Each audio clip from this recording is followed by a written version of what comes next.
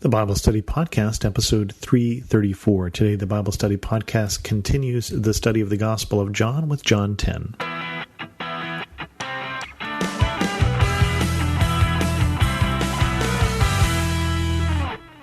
Welcome to the Bible Study Podcast. I'm your host, Chris Christensen. We're going to deal with a familiar image of Jesus here in John 10, and that is the image of the Good Shepherd. Very truly, I tell you, Pharisees, anyone who does not enter the sheep pen by the gate, but climbs in by some other way, is a thief and a robber. The one who enters by the gate is the shepherd of the sheep. The gatekeeper opens the gate for him, and the sheep listen to his voice. He calls his own sheep by name and leads them out. When he has brought out all his own, he goes on ahead of them, and his sheep follow him because they know his voice. But they will never follow a stranger. In fact, they will run away from him because they do not recognize a stranger's voice. Jesus used this figure of speech, but the Pharisees did not understand what he was telling them. So, since this particular story ends with the Pharisees not knowing what Jesus is talking about, I think it begs the question of what is Jesus talking about? And I would put it this way. I think what Jesus is talking about here is the fact that our faith is not about what we know, but who we know and who knows us. And so Jesus is saying that he is the Good Shepherd, and he's using this analogy because obviously sheep would be much more plentiful in that day, and people would have seen shepherds going through the fields. We're talking about a people that come out of a nomadic herding culture. Abraham and all his family had flocks. And basically the way you could tell whether this sheep was part of that flock or that flock is who did it follow. If the sheep went with that shepherd, then that was that shepherd's sheep. That doesn't mean they didn't have more elaborate ways of marking the sheep, but on a day-to-day basis, the sheep would follow the shepherd. They would learn the shepherd's voice. And in a similar fashion, Jesus is saying that if you know me, you will follow me. If you know me. And he's talking about here that is a know, that is a familiarity. And I think part of that for us has to be that one of the reasons that we study the Bible is not just to understand God, but to begin to recognize his voice, to recognize when God might be speaking to us or directing us, because we become familiar with what God would say. We can picture what God would say in this situation because we can draw to mind similar situations, or we can picture in our minds what the Gospels say, or what the epistles say, or what the Old Testament says. And so I think that's part of one of the reasons we do this, or I do this, Bible study, is that we might come to know, that we might come to recognize the shepherd's voice. Continuing on, therefore Jesus said, very truly I tell you, I am the gate for the sheep. All who have come before me are thieves and robbers, but the sheep have not listened to them.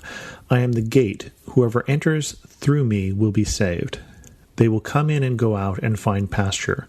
The thief comes only to steal and kill and destroy. I have come that they may have life, and have it to the full.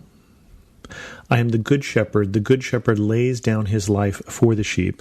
The hired hand is not the shepherd, and does not own the sheep. So when he sees the wolf coming, he abandons the sheep and runs away. Then the wolf attacks the flock and scatters it. The man runs away because he is a hired hand and cares nothing for the sheep. I am the Good Shepherd. I know my sheep, and my sheep knows me. And I want to pause here because suddenly the shepherd is the gate, and so Jesus is using a different analogy, but he's sticking with sheep. And elsewhere he will say, I am the way, the truth, and the life. And this is a different way of saying it, that no one gets to the Father except through me, is what he says in the other passage. But he's basically saying, if you want to come in, if you want to enter in, Jesus is the way. Whoever enters through me will be saved. But there will be a lot of other voices, and we know that to be true. Other religions, other leaders. But the measure of Jesus, the way he is the way he is the gate, is because he's the Good Shepherd. He laid down his life for us. Those two thoughts are related. The reason that he is our way, the reason that he is our way to God, is that he became the Good Shepherd. He became, also sticking with the sheep analogy, the lamb without blemish that was slain, the sacrificial lamb. But I think as he's also talking about the hired hands and such, I want to say that this might have something to do with who his audience is here. His audience is the Pharisees and the teachers of the law. And he's saying, do you, when you see trouble coming, put yourself between trouble and the sheep, the people of God? Because he is saying these people are so valuable to God, these people are so valuable to me, that I would die for them. That is the commitment that the shepherd has to the sheep. And he is saying this to the leaders of the people. And the question you have to ask at that point is, how much do we value the people of God? How much did they value the people of God? And he is saying, and I think the accusation, the unspoken accusation is, you're not like that. You don't value them like God values them. Now, hopefully we won't have a lot of opportunities. Certainly you don't get many to lay down your life for others in a final sense. But all sorts of times we get the opportunity to lay aside what is important to us to do something for someone else, and to put others in front of ourselves, which is heading in the direction that Jesus is talking about. When those around us are going through difficult times, when those around us are under attack, how much do we lay aside what is important to us and step in between and intercede between the wolf and the sheep, if you will? Continuing on, I am the good shepherd. I know my sheep, and my sheep know me. Just as the Father knows me and I know the Father, I lay down my life for the sheep. I have other sheep that are not of this sheep pen. I must bring them also. They too will listen to my voice, and there will be one flock and one shepherd. The reason my Father loves me is that I lay down my life only to take it up again. No one can take it from me, but I lay it down of my own accord. I have authority to lay it down and authority to take it up again. The command I receive is from my Father. And so Jesus at this point, I believe, predicts not only his death, but also his resurrection. And he says he's going to die. He's going to die for the sheep, that there's going to be a reason to this. And it's not because you took it from me. It's not that this life will be taken from me, but I choose to lay it down. Which again will make more sense to the disciples afterwards than it probably did at this time. And so we hear the Jews respond, and they say, the Jews who heard these words were again divided. Many of them said, he is demon-possessed and raving mad. Why listen to him? But others said, these are not the sayings of a man possessed by a demon. Can a demon open the eyes of the blind?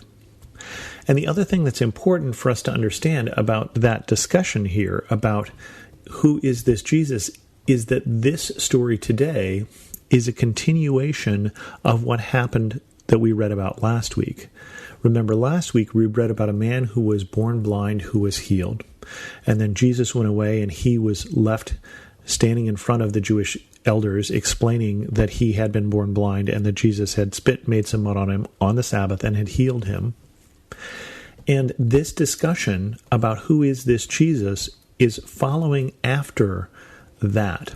So Jesus is accused of healing on the Sabbath, and he's accused that he is not from God because he is healing on the Sabbath, because he has chosen to spit and make a little mud.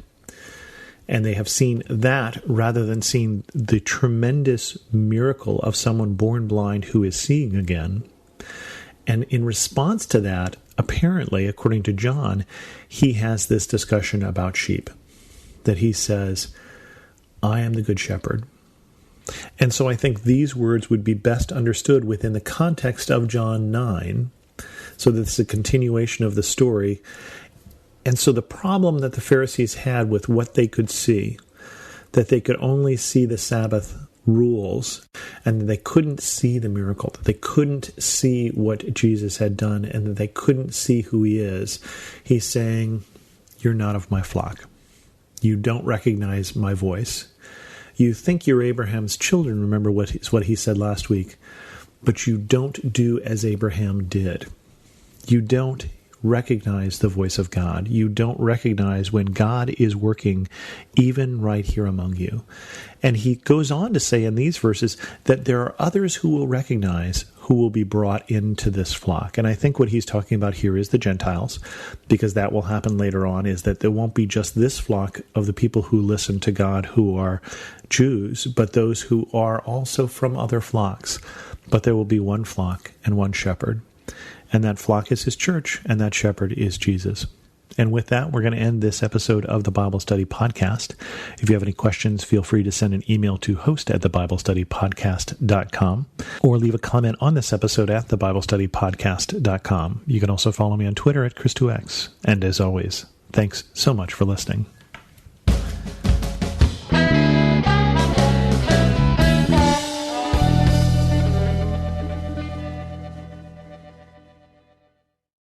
Is life feeling chaotic? I get it. I'm Rachel Wojo, host of the Untangling Life podcast. Don't miss the passionate encouragement and faith-based resources you need to help you clear your head and calm your heart. As Shell says, it feels like Rachel always knows what I need to hear. She keeps it real and is so humble. Her podcast is just the cherry on top. Enjoy Untangling Life with Rachel Wojo on lifeaudio.com or your favorite podcast app now.